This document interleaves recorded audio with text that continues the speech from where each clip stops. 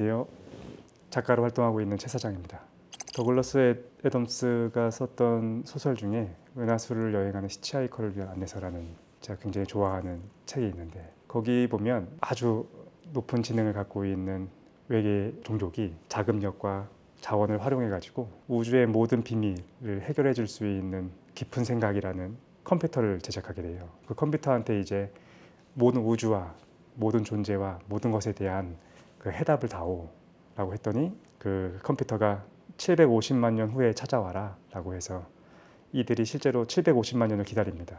그리고 찾아가서 750만 년째 됐던 날 깊은 생각이 뭐라고 하냐면 42라고 하거든요.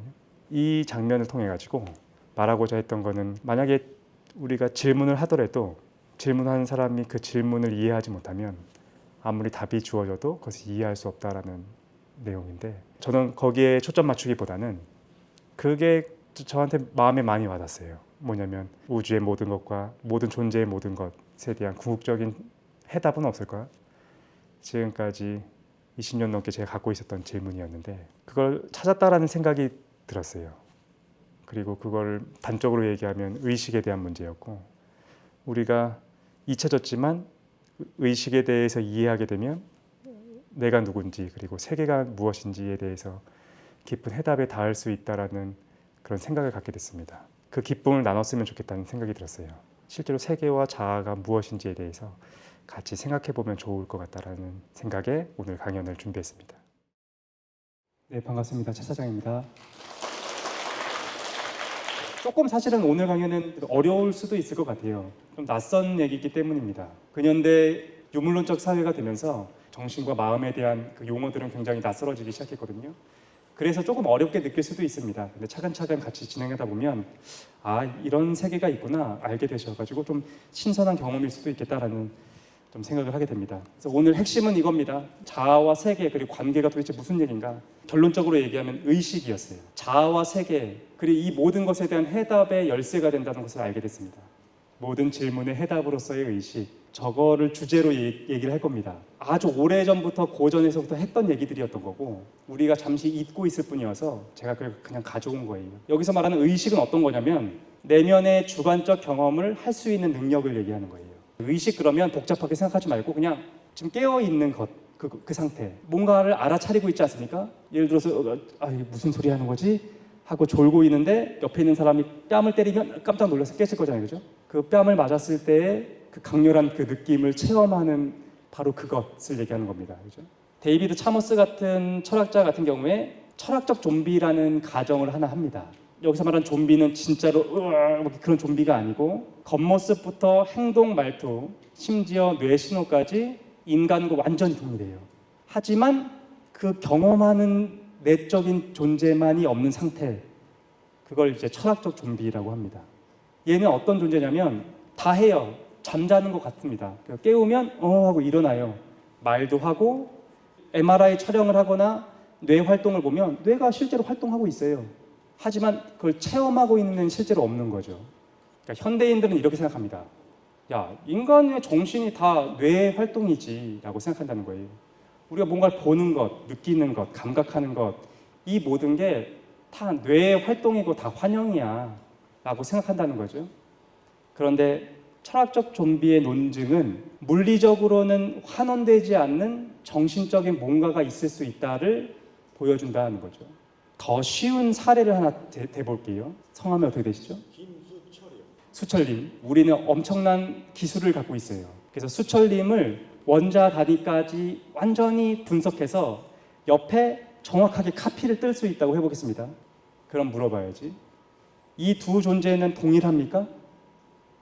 아니면 다른 존재입니까? 이 얘기를 왜 하고 있느냐? 물질로는 완전하게 환원되지 않는 정신적인 뭔가가 있구나를 알게 된다는 거죠. 이게 나야 라고 하고 있는 그 느끼고 있는 자, 그거는 물질로 환원되지 않는다라는 거예요. 다행히도 AI가 등장하면서 이제야 사람들이 물질로 완전히 환원되지 않는 정신적인 뭔가가 있구나를 조금씩 느끼기 시작했어요. 그죠? 10년에서 20년 정도가 지나면 AI를 탑재한 휴머노이드 로봇과 인간을 구분하지 못할 거예요. 그죠?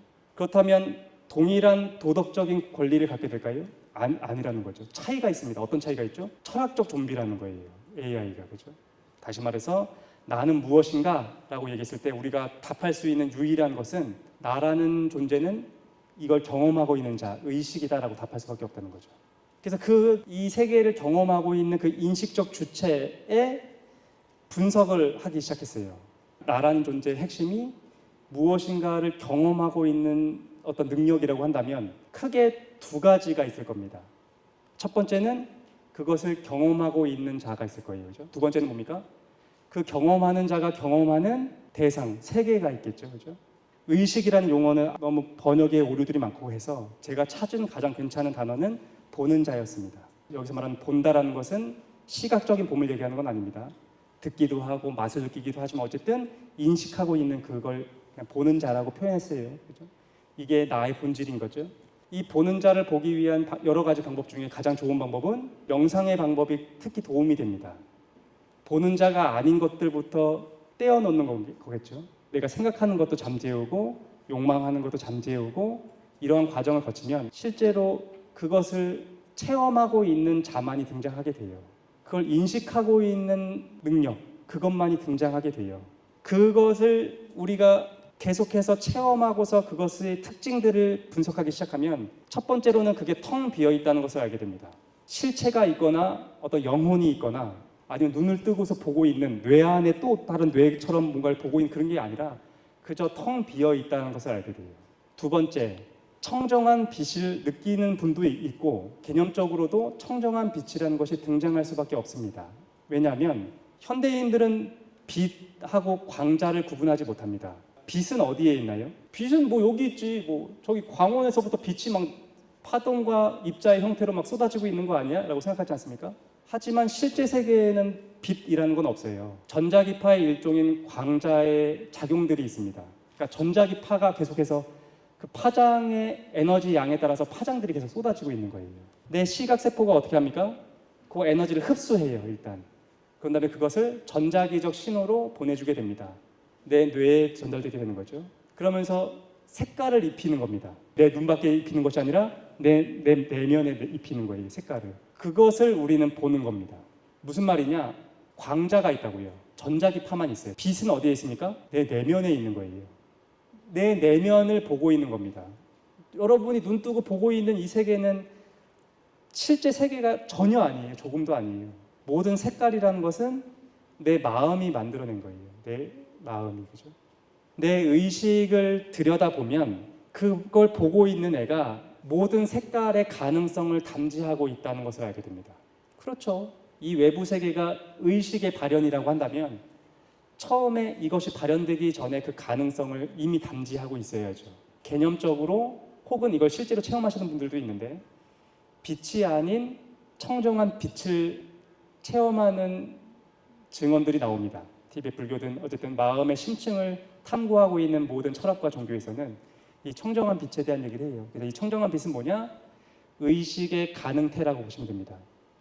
의식은 실제로는 텅 비어 있고 그 텅 비어 있는 것이 색깔을 입히지만 그걸 입히기 그 이전에 가능성으로서의 청정한 빛을 갖고 있다는 거죠. 그리고 세 번째로는 그것이 꺼지지 않는다는 것도 알게 돼요. 이 보고 있는 자가 끊어지지 않고 계속 현재성 속에서 머무르고 있다. 그래서 사라지지 않는다는 것을 알게 됩니다. 정리하겠습니다. 우리 의식을 분석하면 내 외부의 것들, 내 내면의 목소리가 가라앉고 나면 비로소 텅 비어있는 청정한 빛이 등장하는데 그것이 바로 모든 것을 인식하는 그 주체로서의 본질적인 나라고 얘기할 수 있다는 겁니다. 이 용어가 너무 많았어요. 세계적으로. 우파니샤드에서는 이제 아트만이라고 얘기하기도 하고 대승불교에 와서는 진화, 철학에서는 본질적 자아, 칸트는 인식 주체라는 용어를 썼고 대승불교의 중간파에 오면 공이나 중도, 무아라는 용어를 쓰게 됩니다. 이게 첫 번째 의식에 대한 분석인 거예요. 보는 자. 이제 남은 건 뭡니까? 이 보는 자가 보는 세계는 무엇인가를 알아야 되겠죠. 그래서 그걸 세계라고 이름 짓지 않고 보는 자가 보는 세계라고 했습니다. 왜냐하면 그냥 세계라고 하면 선입견이 있어요. 자아와는 분리된 뭔가가 있다는 생각이 드는데 실제로는 그렇진 않습니다. 이 의식이 끊임없이 세계를 일으킨다는 것을 알 수 있습니다. 아까 우리가 이게 다 내면 세계라고 했는데 내가 이제부터 여기에 색칠을 하고 이 세계를 일으켜야지 라고 해서 세계를 일으키셨나요? 아니에요. 그건 되게 자동적으로 열리는 겁니다. 시간과 공간이 갑자기 펼쳐지고 물질처럼 보이는 뭔가가 색깔을 입고서 일어나는 거예요. 그죠? 잠을 자면서도 세계가 일어납니다. 꿈이라는 걸로 일어나잖아요. 그죠? 내가 의도하지 않았지만 멈추지 않고 세계를 일으킨다는 거예요. 그래서 티베트 불교에서는 우리 의식이 일으키는 세 종류의 세계를 얘기합니다. 첫 번째, 현실 세계. 이들은 되게 명료하게 알았어요. 우리가 현실이라고 부르는 이 세계, 이건 현실이 아니야. 그냥 내 마음이 색칠하고 일으켜 세운 거야. 두 번째, 꿈. 꿈도 당연히 네가 일으켰지. 네가 색칠도 하고 시공간도 펼치고 일으켰잖아요. 그죠?